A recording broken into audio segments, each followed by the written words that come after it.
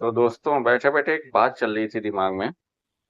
और बैठे बैठे मैं सोच रहा था कि हम किसी युग में नहीं जी रहे हैं। ना ये कलयुग है, ना तो मैं कहूंगा कि कल लोग कहते हैं कलयुग बुरा होता है, ये हो है।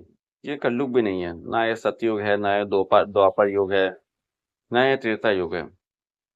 मेरे को ये एहसास हुआ कि कोई युग कभी कुछ होता ही नहीं है। ना कभी सतयुग था, ना कभी द्वापर युग था, ना कभी त्रेता युग था। जैसे कि मान लीजिए कि आप जैसे इंसान से मिलें वैसा युग वाली बात है।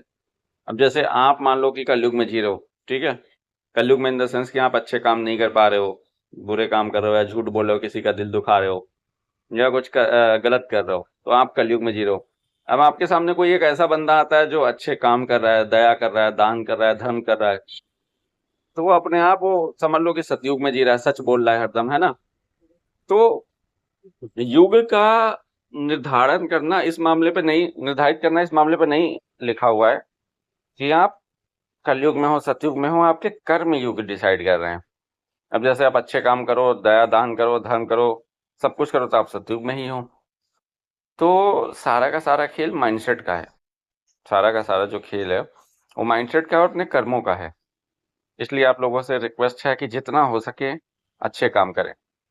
और अमीरों को तो मैं कुछ समझता ही नहीं। मतलब अमीर, मतलब आप अमीर तब तक नहीं हो जब तक आपने किसी गरीब का, या किसी बेजुबान जानवर का, किसी गाय का, किसी डॉग का, किसी पिल्ले का, किसी बछड़े का, किसी भी बेजुबान आदमी का भला ना किया हो, तब तक आप तब तक आप मेरी नजरों में घंटा का अमीर नहीं हो।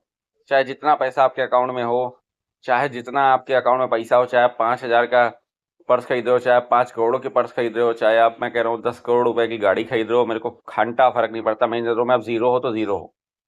आप अमीर तब हो जब आप किसी, आपकी वजह से कोई दूसरा खुश है, जिससे आपका कोई स्वार्थ नहीं है, तब आप अमीर हो। गरीबों के भला कर रहे हो, बेजुबानों का भला कर रहे हो, उनको खाना खिला रहे हो, उनके लिए सेवा कर रहे हो निस्वार्थ भाव से, तब आप मेरी नजरों में सबसे बड़े अमीर हो, भले आपके अकाउंट में 10 रुपए ना हो। तो ये मेरी सोच है जो मैं आप लोगों से शेयर कर रहा हूँ। और भगवान से मैं बस यही रिक्वेस्ट करता हूँ कि भगवान मुझे ज़्यादा से ज़्यादा पैसा दे, ताकि मैं, मेरे मन में बस अब कुछ अगर है करने के लिए, तो मैं अपने बेजुबान पिल्लों के लिए और भी जानवरों के लिए, बेजुबान बच्चों के लिए बहुत कुछ करना चाहता हूँ। भगवान अगर मुझे खूब पैसा दे, अच्छी संपत्ति दे, अच्छी चीज़ें दे, तो मैं एक एक, मैं बोलता हूँ, अपनी आखिरी सांस तक इन बच्चों के लिए, इन छोटे छोटे पिल्लों के लिए, इन सब के लिए हरदम करना चाहता हूँ सेवा। क्योंकि एट द एंड पैसे से ही सारी चीज़ें आती हैं, मैं जानता हूँ, दुनिया जानती है, ठीक है। लेकिन मुझसे अभी जितना हो पा रहा है मैं उतनी सेवा उनकी निस्वार्थ भाव से करता हूँ। लेकिन मैं और लोगों के लिए करने के लिए मेरे पास उतने पैसे होने चाहिए। इसलिए मैं भगवान